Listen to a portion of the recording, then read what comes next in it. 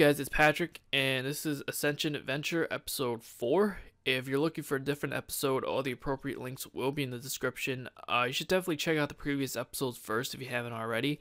But anyways, I went to Saradomin this episode, the last God Wars boss left for this series, because I went to Bandos for Episode 1, Zamarok in Episode 2, and Armadillo in Episode 3. I'll be moving on from God Wars after this episode. I mean, I'll circle around back to it if I need more cash and I used up all my other options, but I will move on to something else and be done with God Wars for a bit. To be honest though, I kind of want to stay here at Saradomin for a little bit longer. I'm not going to because I'll be repetitive, but I want to because my bad luck actually took a huge turnaround this episode.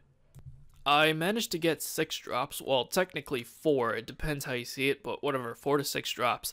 It's unfortunate though that one of those drops wasn't a Saradomin hilt. That costs like 37 mil at the moment, which is another reason why I want to stay.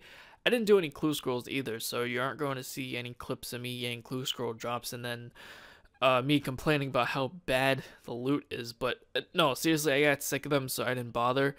If you're looking at the actual video, by the way, my first drop was a God Sword Shard 1, which is about 150k, and like I said in the last episode, you can have different opinions about whether or not you consider that a drop. It was kind of disappointing to get it though. When I got it, I was like, here we go, bad luck again for 3 episodes in a row, but then about 4 kills later, I see a book drop on the floor, and then a beam of light starts to develop around it, and I was like, yes, finally, what is it? Please be a Sarah Hill, please be a Sarah Hill, but no. It was actually an Armadillo crossbow. Not that I'm disappointed, it's still 6 mil, so I'll take it. I remember when I told my friend that I got it, he was like, wait, what? Saradomin drops Armadillo crossbows? I don't know what's up with that either. If you know, be sure to post a comment about it below. But yeah, Armadillo crossbows are a Saradomin drop, as weird as that is. Oh yeah, and going back to the whole book thing, when you get a drop at God Wars that's unique to that one specific boss for the first time, it drops a book. I never bothered reading any of them, but I'm guessing it just contains some lore.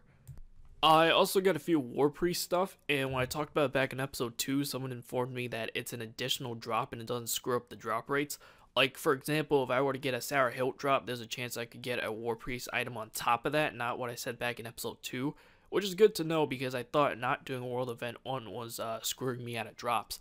I don't know how true that is, but there's no one saying otherwise, so I'll take his word for it. At the moment, I'm still 2 items away from completing the Saradomin set.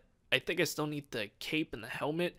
Not that I really need for anything since I almost have the full Bandos set from World Event 2. All I need is the cape, which I don't have because I still need the dragon token. And I don't have the dragon token because I didn't start World Event 2 until like a week into it. Speaking of World Event 2, by the way, those new abilities are crazy. This is another one of those bosses who I consider to be at a decent difficulty. And if I were using anything else besides almost maxed gear, I probably wouldn't be able to stay here very long. But it's crazy when you have Devotion, which is the threshold ability from World Event 2 that makes your protection prayer is 100% effective for 20 seconds. Commander Ziliana's magic attacks hits hard. If you use Protect from Magic and Devotion, it saves you so much food. After EOC, I never thought I would ever use a Protection Prayer over Soul Split again. But I guess there's first time for everything. In fact, I also got crashed for the first time in the series. Well, technically I didn't get crashed. He happened to log in right before Commander Ziliana and the minions spawned again, so he couldn't log back out. The messed up part was when they spawned, they started attacking him, and I was only half paying attention, so I wasn't even aware that they spawned. So he had to jump on me for the kill. Somehow I still managed to out-hit him to get the kill. And we were wearing almost the same gear. I also got a 2 out of 3 minions, so that's overall a big fail on his part. Who knows, maybe he was trying to crash me, but then decided against it after that kill. There was also another guy that logged into my world while he was in the room. When he saw me there, he tried to log out, but he couldn't because he was getting attacked. I know he was just being nice, but he stood there until I killed everything. And at the same time, he was getting hit really hard. If I were him, I would have just helped killed everything and maybe not try to DPS so hard so the person gets the kill and then log out because he was just taking damage for no reason. I was wondering why there's so many people though. When I first started my trips, I had to hop a few times to find a free world, and there were a bunch of people logging in and out outside the room while I was doing my kills. I've never really experienced that, and then I found out there was a seasonal high scores going on for solo Commander Ziliana kills, but when I found out about that, there was only like 5 hours left. I wish I found out about it earlier. I would have sat there like all weekend, and this entire video would just be all drops, and I would have made bank, possibly could have got Sarahilt as well. Speaking of drops, I just got another one in this clip, and it's a Saradomin's Hiss. This is a necklace for magic, and it didn't glow because it wasn't expensive enough. It's only like 840k. It also has a range and melee counterpart, which are also dropped by this boss, and those are worth significantly more, which doesn't surprise me because the Arcane Stream necklace is the best magic necklace in the game, and you can get that from Dungeoneering for only about 34k tokens, which is super easy to get these days since Dungeoneering is easy in ELC. Although what's weird is that the range and melee ones are the best for their combat style, and the melee one is over twice the price of the range one. I guess that just goes to show melee still dominates the game. Oh, and also, I was saying before how it's weird that Saradomin drops an Armadillo crossbow. Here's something even weirder. I went on RuneWiki to check if the necklaces are the best ones for their combat styles because I was curious about the price differences. All three necklaces have Saradomin in the name, and of course they're dropped at Saradomin boss. But RuneWiki has close-ups of the necklaces. The melee one has a Bandle symbol on it, the magic one has a Zamrock symbol on it, and the range one has an Armadillo symbol on it.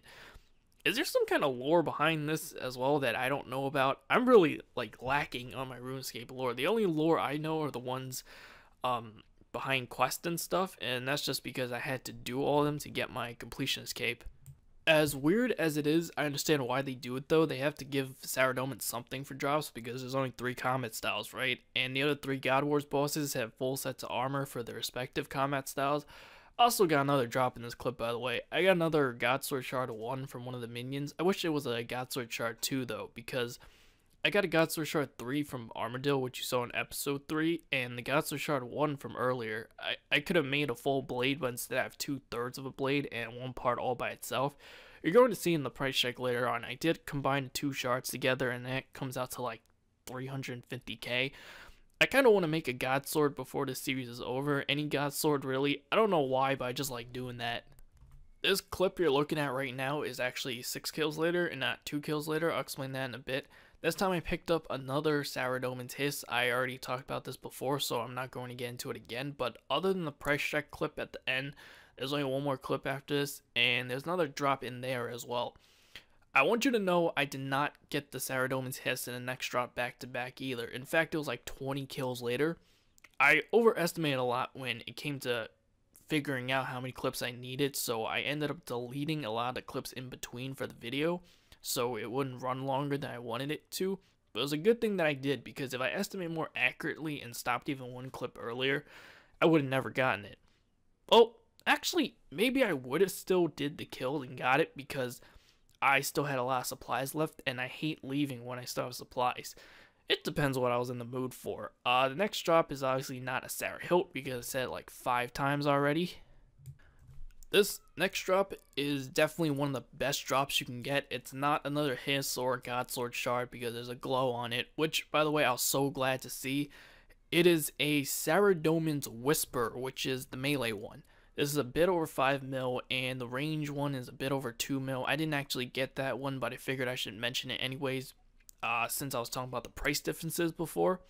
And the thing about overestimating clips, I actually did like 5 more kills after this one, but of course I got nothing else good or else I would have shown it. But anyways, that's pretty much it for the PvM clips. I'm going to let this clip finish playing, and then you'll see a price check of all the loot that I managed to obtain throughout this series so far.